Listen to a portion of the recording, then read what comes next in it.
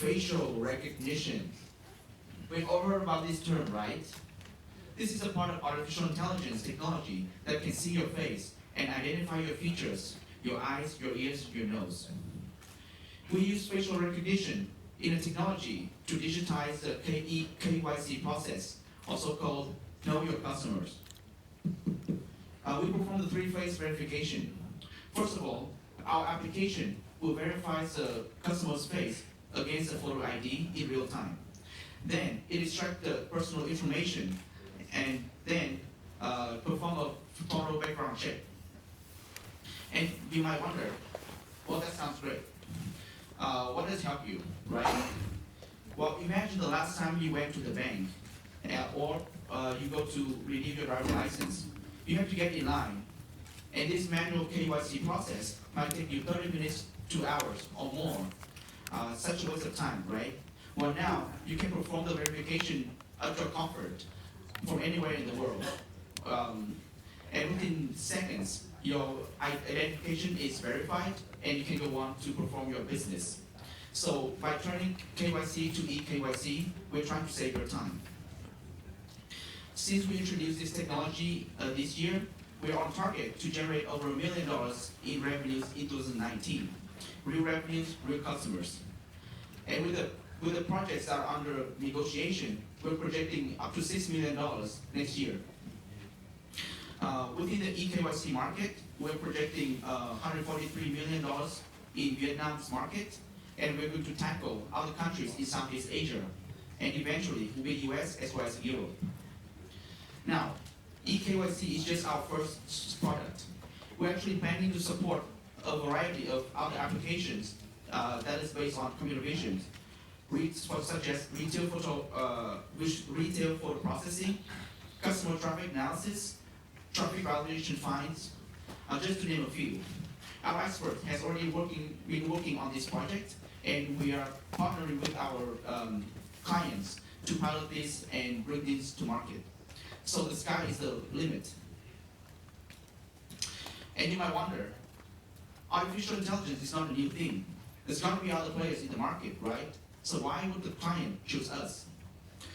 Well, with national security being the top priority of the country, the banks and government entities in Vietnam would say no to any third-party programs that is cloud-based.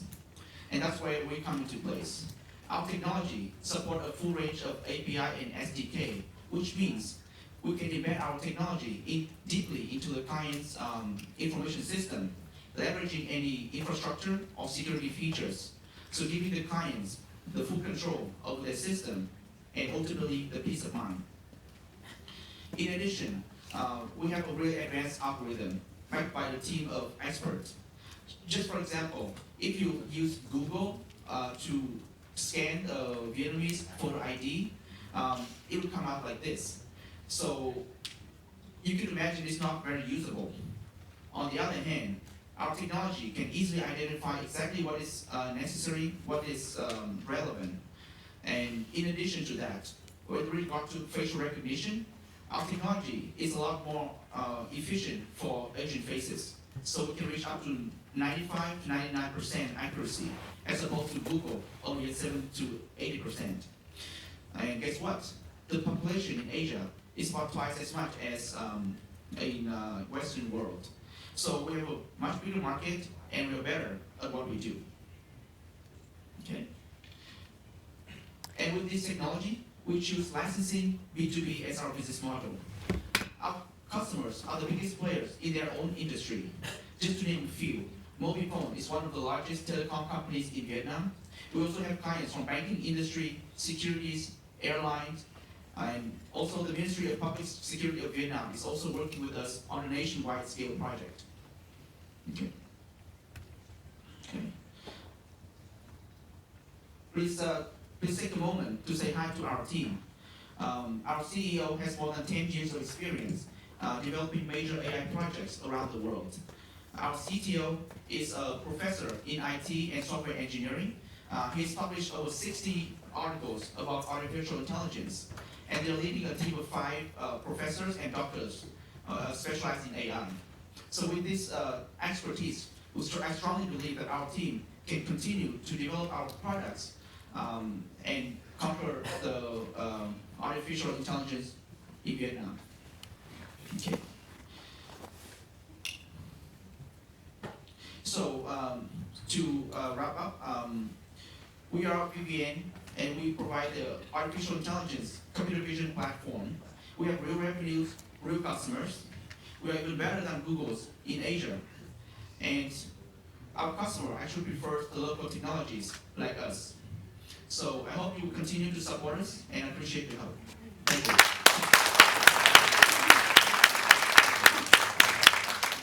Thank you so much for the speech, and it's time for the judges' questions. Good? I'd like to ask you about privacy issues. How do you manage the... Sorry, I'd like to ask about privacy issues. How do you manage the information about members of the public which you discover and learn? Are there any legal or ethical issues, and how do you deal with those challenges? Thank you for your question. I think it's a very interesting topic. I know that privacy is always a top concern when it comes to, especially in the US. And in Vietnam, we also care a lot about privacy as well. So one of the key components is because technology-wise, we can embed into the client's information system, so the client has full control over the privacy. So technically, regardless of what the regulation is, and they can also take into account what is the balance between the privacy for the customer and what is the benefit of customers. So we can have things like disclosure agreement, and there's a lot of things that we can do to make sure that it balances. But the key component is the client has full control, right? And that's what we offer. Okay. Yes, sir. Yeah. Hi, Stephen. Great presentation. I have two questions for you. So the first question is, where does eKYC fit in the whole ecosystem for an e-payment system? Because I would imagine what you're doing is primarily related to financial transactions, right? So who controls the e-wallet system? And I would imagine you're a part of that system. Is that a good way to look at it? Yes. When we look at the financial transaction, I would say eKYC is the first, KYC in general is the first step in financial transactions. So before a customer performs any transaction, regardless of what type, they need to identify themselves first. So that's where we come into place. And with regard to e-wallet, that's I guess that's another areas that it may or it may not be be incorporated into the business process. So with regard to the e-wallet in Vietnam, I think for right now it is a totally separate technology, a separate step. But by digitizing the KYC process, there's a potential to link them together and make it more fluent for the customers. So I guess to sum up, it's like we provide the technology to incorporate it. It'll be up to the bank whether they want to continue to incorporate it. All right, no, thank you. Thank you. If you have introduced VVN in one sentence, what would you say?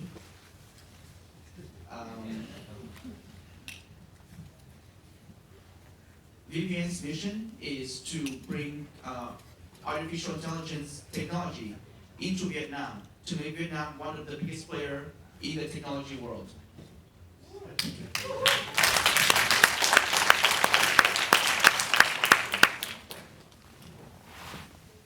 Yeah, I noticed that you already have a lot of partners in Vietnam, and they're very big names at this point already. Is it specific to Asia, the EYKC? Because I mean, it's in the U.S. when we deal with banks, Yes. and I work for a number of banks, and it's typically a face-to-face interactions. Okay. Yes, eKYC is a process that is actually pretty popular worldwide. So one of our client is actually from Germany, and that's probably our most valuable clients because they teach us the most challenging problem in KYC. Just to describe, so in Germany, they built in a lot of securities in their ID card. And let's say you show the IDs in 3 different angles. You have to look at exact angles to see the security features. And that problem teach us the most difficult challenge in ID securities. And we are able to tackle that. And that gives us the confidence and the lessons to bring the technology that we have created to Vietnam. And so to answer your questions, actually, our team have solved problems worldwide before we come back to Vietnam and develop a market. And just the part with, you already have a lot of clients in Vietnam, very, very prestigious names and alliances. At what point are you guys getting to the point where you're breaking even in Vietnam or something? Actually, we are already at a profitable stage. All the development has been done like 10 years ago. It's in the past 10 years. Our profit margin is about 20 to 35%. I mean, cost of goods sold will be 20 to 35%, and profit margin is 60 to 65. Yeah. No, so just curious. So you said you've got revenues. Can you give us any indication of revenues and what's your vision? I mean, are you looking for money? What's as a startup? Do you need capital? You've got capital. Yes. I think our priority, number one priority is, I guess, is mentorship. Number 2 is funding.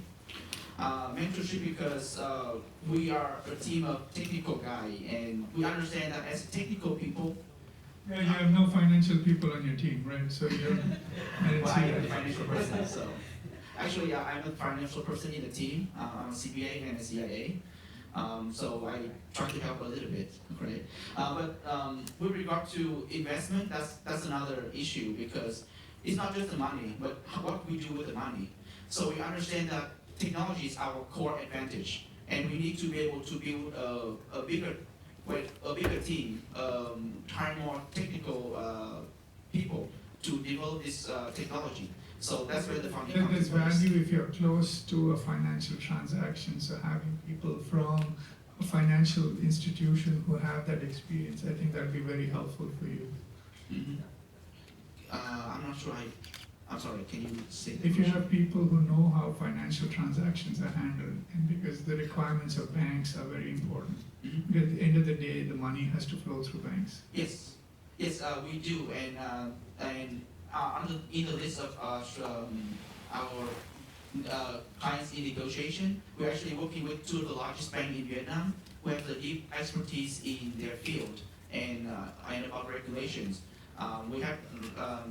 And they will be working with us to make sure that our technology is in compliance with the government. And yeah. Just wanted to ask a question about the clients that you're in negotiations with. Out of those, which one would you say would be has the biggest prospects? 2 of the most valuable clients right now, I think they are very important. One is the bank. Right now, this is a year when the government is asking for things like eKYC for the digital transformation in Vietnam. So the regulation is actually forming, and we're working with the bank to stay ahead of the competition. In addition to that, because of the way the ID in Vietnam works, the solution, in order to have a really complete and reliable solution, we need a nationwide database of, say, ID, right? And we're working with the Ministry of Public Safety and try to develop that. So we also have the key to be the number 1 player in this market, the technical key. Yeah, that was going to be my suggestion. I said I would focus on that particular ministry. Is there any tension between your public sector work and your private sector work? Can you keep them both in balance?